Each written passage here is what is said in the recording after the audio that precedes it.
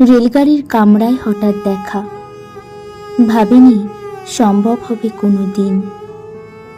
আগে ওকে বারবার দেখেছি লাল রঙের শাড়িতে, ডালিম ফুলের মতো রাঙা।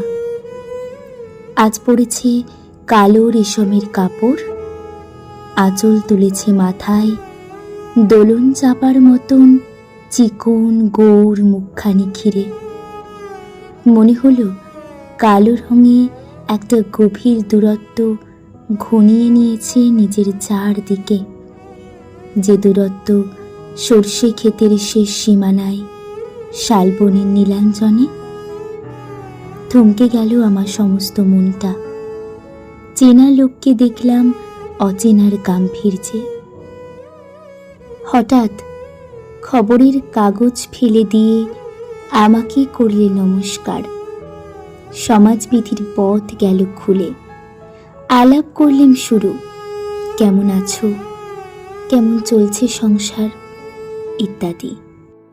সেই রইল জানালার বাইরের দিকে চেয়ে, যেন কাছের দিনের ছোঁয়াচ পার হওয়া চাহিনিতে।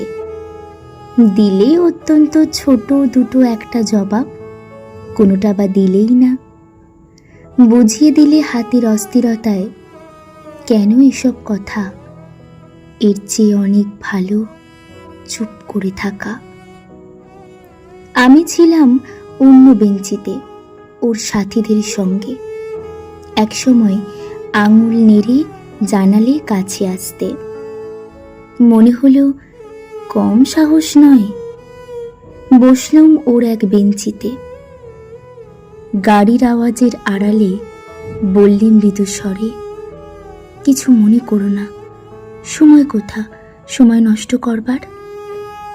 আমাকে নামতে হবে পরের স্টেশনে, দূরে যাবে তুমি, দেখা হবে না আর কোনো দিনই।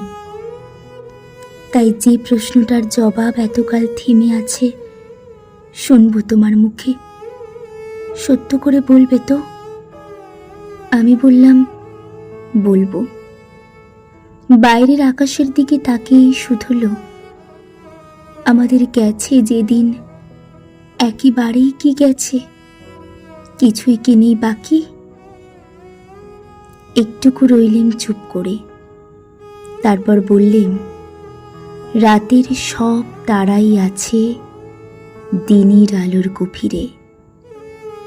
খটকা লাগলো, কি জানি বানিয়ে বললেন নাকি। ও বললে, থাক এখন যাও ওদিকে। সবাই নেমে গেল পরের স্টেশনে, আমি চললেম একা।